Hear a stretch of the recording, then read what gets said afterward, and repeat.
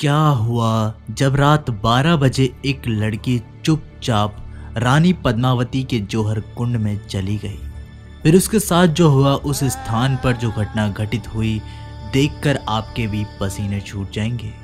हर साल लोग राजस्थान के चित्तौड़ किले में घूमने आते हैं, लेकिन कोई भी रानी पद्मावती के जौहर कुंड में जाने की हिम्मत नहीं करता, क्योंकि इस जौहर कुंड में कई गुप्त राज दफन है। ये जौहर कुंड प्रेम और बलिदान का सबसे बड़ा प्रतीक है। प्रिया नाम की एक लड़की जो उदयपुर के चित्तौड़गढ़ का किला घूमने आई थी, जब उसने चित्तौड़गढ़ का इतिहास जाना तो उसके भी होश उड़ गए। बात है सन 1303 की, जब अलाउद्दीन खिलजी की रानी पद्मावती पर बुरी नजर पड़ी। नमस्कार दोस्तों, आप देख रहे हैं भक्ति शास्त्र यूट्यूब चैनल। अगर आप लोगों को ये वीडियो पसंद आए तो वीडियो को लाइक, शेयर और चैनल को सब्सक्राइब करके बेल आइकन को प्रेस करना मत भूलिएगा। और एक बार सच्चे दिल से कमेंट बॉक्स में जरूर लिखिएगा, हर हर महादेव। वो रानी पद्मावती से विवाह करना चाहता था।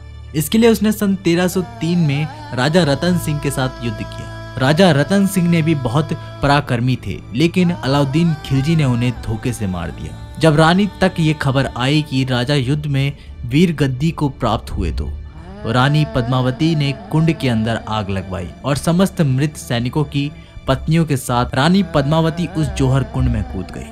कहा जाता है जब जौहर कुंड में सबसे पहले छलांग रानी पद्मावती ने ही लगाई थी, जिसके बाद एक एक करके 700 पत्नियों ने उस जौहर कुंड में अपना आत्मदाह कर दिया था। उसके बाद किले का दुर्ग तोड़कर अलाउद्दीन खिलजी जब महल के अंदर घुसा तो जौहर कुंड में से चीखने की आवाजें आ रही थी, लेकिन वो कुंड के पास जाने में समर्थ नहीं था। जब प्रिया ने इस इतिहास के बारे में जाना तो वो जौहर कुंड को और अच्छी तरह से देखना चाहती थी और उसे एक्सप्लोर करना चाहती थी, लेकिन दिन के समय में वहां के सुरक्षा कर्मियों ने उसे जौहर कुंड के पास जाने से रोक दिया। तब उसने फैसला किया कि वो रात्रि को आकर जौहर कुंड की सच्चाई अपनी आंखों से देखे। अब दोस्तों, रात के तकरीबन 12 बज चुके थे।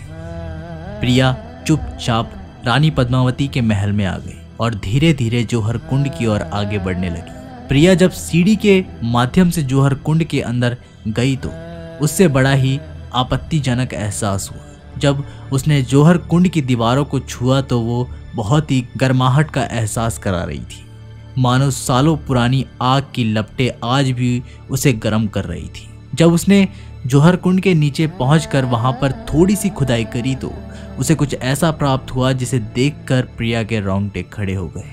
वहां पर कुछ पुरानी चूड़ियों के अवशेष उसे प्राप्त हुए थे, जो ये बयां कर रहे थे कि ये उन्हीं रानियों के अवशेष हैं जिन्होंने इस जौहर कुंड में कूदकर अपनी जान दी थी। जिसके बाद उस स्थान पर अचानक से बहुत ज्यादा चीखने और चिल्लाने की आवाजें आने लगी। प्रिया उन आवाजों को सुनने में समर्थ नहीं थी। उसने अपने दोनों हाथ कानों पर रख लिए और देखते ही देखते वो उस स्थान पर बेहोश हो गई। अगले दिन जब उसे होश आया तो वो उसी किले में मौजूद थी।